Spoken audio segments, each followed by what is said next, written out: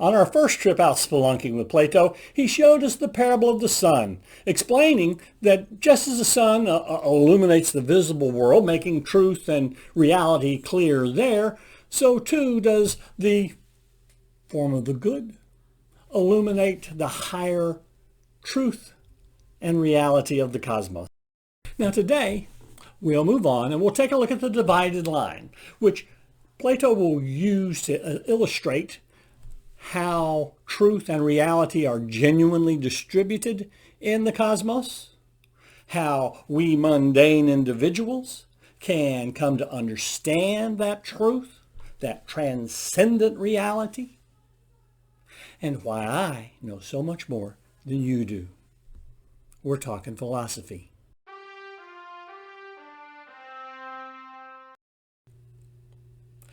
Okay, let's recapitulate. That is, after all, what recap means. Plato set out to tell us about justice. In order to express what justice was, he suggested that trying to look at individuals was just too hard. If we could figure out what the just state looked like, he figured he could tell us what a just person looked like.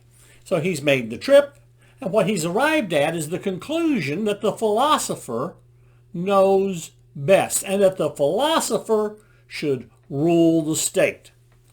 Now, how do we know anything at all? How do we know what the truth is? Well, let's take just a break there. Plato, at this point, tells us what knowledge is. He says, first, knowledge is something that we believe. We believe something if we know it. Then he says it's a belief that is true. Just because we say we believe it doesn't mean we know it. It has to be true. And it is not enough to just guess lucky, to believe with luck. There has to be a justified explanation for why I believe the true thing I believe. Justified true belief survives nearly 2,000 years as a model for knowledge. The important thing is this. He wants to explain to us the relationships between belief and knowledge. He's going to explain to us in terms of truth. Not only are some things we believe not true, there are some things which we can legitimately believe about which no truth judgment can be passed. As a small boy, I got in trouble. The first time I ever got sent to the principal's office in 4th grade. My 4th grade teacher told the class that Pierre was the capital of North Dakota. She was firm in her belief that Pierre was the capital of North Dakota. Pierre, of course, is not the capital of North Dakota. The capital of North Dakota was Bismarck. Pierre is the capital of South Dakota. I knew that because I'd memorized the whole thing before I ever started school, all 50 capitals. When I told her she was wrong, she told me I was wrong. She knew the truth. I went to World Book, pulled it out, and the next thing I knew, I'm sitting in the principal's office. She believed it. It wasn't true. So that kind of belief obviously has nothing to do with knowledge. There are other beliefs which have nothing to do with knowledge. These are the kinds of things about which no true or false judgment can be made. You say your mother makes the best biscuits. I say my mother makes the best biscuits. Best biscuits is not something we can make a true or false judgment about. Biscuits are biscuits. I like what I like. You like what you like. I don't like sweet cornbread. You love sweet cornbread. I think meringue should be high and fluffy. You think meringue should be a thin strip on the top of the pie. These things are neither right nor wrong. They are not true nor false. These are just matters of taste. Now, we believe them, but they're not things that are true or false. So these things cannot lead to knowledge. In order to explain this, Plato turns to the simile, metaphor, analogy, illustration, you call it what you like. It's the divided line. In the divided line, as you can see, there are 4 divisions, each proportional to the other. Now, I've divided them basically at the 3/8 mark each way. Plato just says that it's unequally divided. Now, it could be closer to equal or less. We don't know. Plato doesn't really say. He just simply suggests that it's proportional, the subdivisions to the big division. Now, the big division he describes as those parts of our knowledge which are illuminated either by the sun, which is our world of experience, our world that we see in front of us, or the things illuminated by the form of the good. And these things, of course, are in our intellect. Of the first, the things which we know through our senses, he'll suggest there's very little truth, very little knowledge available. This is the world of opinion, if you will, of imagination, of extrapolation. It's not the world of reality, not the world of truth. All right, let's take a look at these divisions. As I say, we have the world that's visible, the place of opinion. This we see divided into 2 portions. Again, I've elected, because Plato doesn't really tell us, I've elected to follow the tradition where the length of the line indicates the amount of truth or reality involved. So you see that the very smallest segment is the segment labeled acacia. This comes from the word icon, meaning icon. No, I've done that joke. Icon meaning image. And so this is a world of images. This is not the world of nature. This is the world of our creation that we have created from our observations of the world. So it is the most further removed from truth. It is the one most further removed from reality. The next step, as you see, a sizably larger segment in my illustration, shows the world of pistis, or belief. Again, you can't have knowledge about these things because they can't really be true claims you make about them. Why? Because these things change. Today, I can say I'm wearing a blue shirt. Tomorrow, I'm wearing a black shirt. So you can't say of me, your experience of me, oh, he wears a blue shirt. Because I don't. I also wear a black shirt.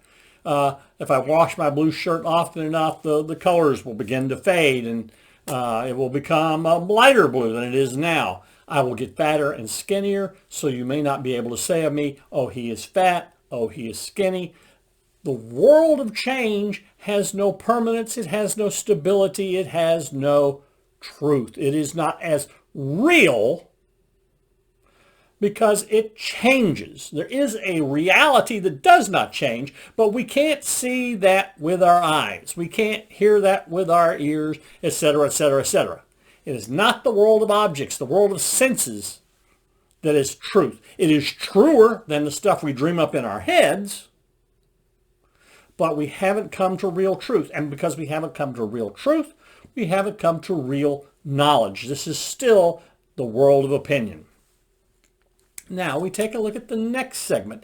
You'll notice the next segment is not a lot different than the belief segment, and that's just the way I chose to represent it. It doesn't have to be represented that way. If we made the divisions more severe, they wouldn't be close in size. But the point here is this section is just as the belief section was a larger segment, had more truth, had more reality than the imagination segment. This section has less than the final segment. Has less size, less truth, less reality. Okay, so at this level, we're talking about the world of dianoia. Dianoia. Noia. Let's take a look at that word for just a second. That word is mind, nous in the Greek. So this is the world of the mind. This is where your mind is working. It's not about your sense input. It's about how your mind takes sense input and makes things from it. Makes things like numbers, generalized shapes, universal ideas. Our concept of individual souls is present at this level. Here we have truth. It's a lesser truth, but universals don't change. Souls don't change. Shapes, a circle is a circle is a circle. These things have some permanence to them. However, they are not perfect in their permanence. We can have circles of different sizes. We can have squares of different sizes. We can have universals of colors that are on a gradation. But the universal color has no gradation. It is color or it's not. It is a circle in the abstract. I always love this definition. A circle is that collection of all points on a plane equidistant from the same point. That's a circle. That is perfect circlehood. This is this upper category, this highest of categories, noesis. Aristotle describes the unmoved mover as noesis, noesios. Contemplation, contemplating.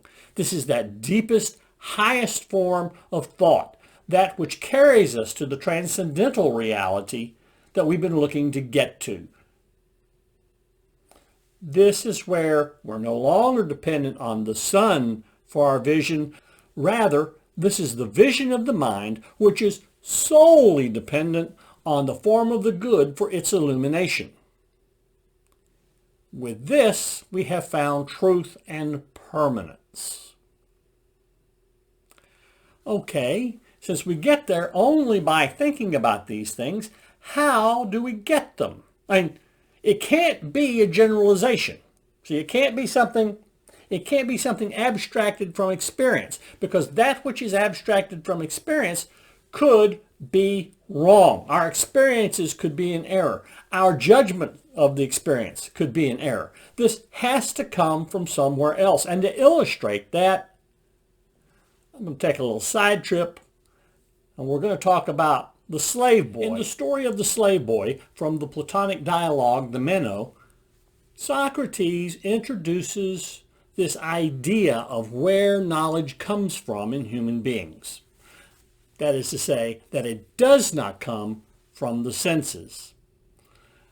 He tells Meno this. Meno goes, well, then where does it come from? Explain this to me, Socrates. Socrates says, do you have a slave working in your home? Always a happy question, isn't it? Do you have a slave working in your home? That is a child. Now, the child needs to be able to speak Greek, but other than that, I don't care which child, which slave, doesn't matter to me one bit. Meno says, yes, we have just such a boy. We'll have one over. Over comes the young man. I don't think we're given a clue as to how old the young man is. In my head, he's always about 10. Socrates says, okay, here's a square. And he draws a square. Well, you're seeing it now. In the sand. And Socrates says, all right, how much bigger would a square be that was twice the length and twice the width of this one? He goes, what do you mean, Socrates? He says, look. I'm going to give you a term, area. Okay? And I tell you that an area is the length multiplied by the width. Do you understand that? Yeah, okay. Okay, this is 1, this is 1. So the area of this is 1, says the slave boy. Excellent, says Socrates. So you do speak Greek. Okay, now if I were to make one where the sides were double in length, well, how much bigger would the area be? And the slave boy says, well, it would be double, Socrates. You double the length, you double the width. Surely you double the area. And he says, okay. Now, let's take a look here. You just take a look. You tell me. Okay, I'm going to draw this line twice as long. Yeah? Absolutely. So we need a square there, right? Okay, Socrates. He says, all right, I'm going to draw this line twice as long. We can draw a square there, can't we? He says, yes, Socrates, we can. He says, now look, we got a square here, we got a square here, we got a square here. There's a spot right there. What do you suppose we should put in it? And the boy says, well, we should put a square there, Socrates. He says, okay, now, are these double? He says, yes, these are double. He says, okay, so how many times bigger is the second square from the first square? Well, 4 times, Socrates. And he turns to Meno and he says, well, did I tell him anything? I did nothing but make drawings in the dirt. He figured it all out for himself. Plato calls this anamnesis. We'll do the slave boy another time, okay? He calls it anamnesis, and it's very easy to figure out what that means. Mnesis is the word for memory. In Greek, we have mnemonics to help us remember things. Mnemonic is my mnemonic to remember mnesis. Okay, now we have mnesis. That's memory. When we lose our memory, when we forget, what do we have? Amnesis. Is not in Greek. Amnesis. So amnesis is amnesia. It's forgetting. Now, we can't put just an A in front of a vowel in the Greek rules. We've got to have a combination. So this starts amnesia with an A, so we have to go an. So amnesia is the remembering. So it's unforgetting. It's having it come back to you. And he says that's all teaching ever is. Everything you ever need to know about those absolutes, about that world of truth and reality, everything about that is already in your head. All you need is the right teacher and the right circumstances to make it come back out. Oh, and you have to make the right effort. As I say, we can have criticisms of the slave boy, and we'll probably do some criticisms later. But right now, I just want to point out that this leads to a certain attitude toward the whole educational process. 1, it leads to the idea that the whole educational process rests on the back of the teacher. All the student needs to do is put out a little effort. The slave boy does practically nothing at all and learns a basic truth of geometry. At least that's what we're told by Socrates happens. When you and I go to school, then all our teacher has to do is joggle our memories a bit, and we suddenly understand trigonometry just like it's something we've had our whole lives doing, because it's all here already. So when things go wrong, it's the teacher's fault. It's also the case then that we assume everybody has it up here already. Everybody can get it joggled out. There should be no reason except that you didn't try hard enough. You didn't listen to the teacher. You didn't follow the exercises right, or you'd have learned it too. Really?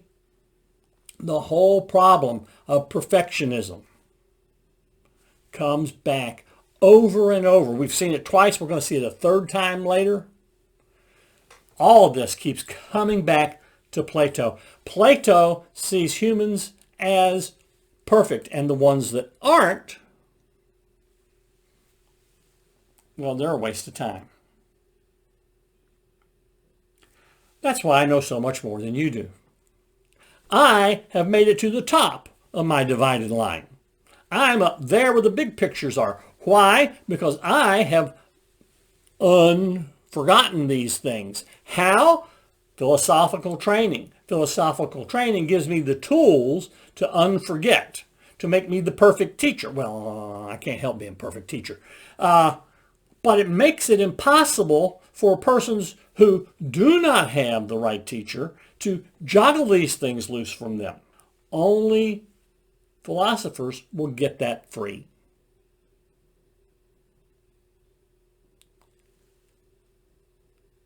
So now we know that there is a light that illuminates our sensory lives, the sun. There's a light that illuminates our intellectual lives, the form of the good. We know that in the realm of opinion, there is no truth or very little truth. We have the world of imagination and imagery. No reality there at all. Very little in the world of our immediate senses.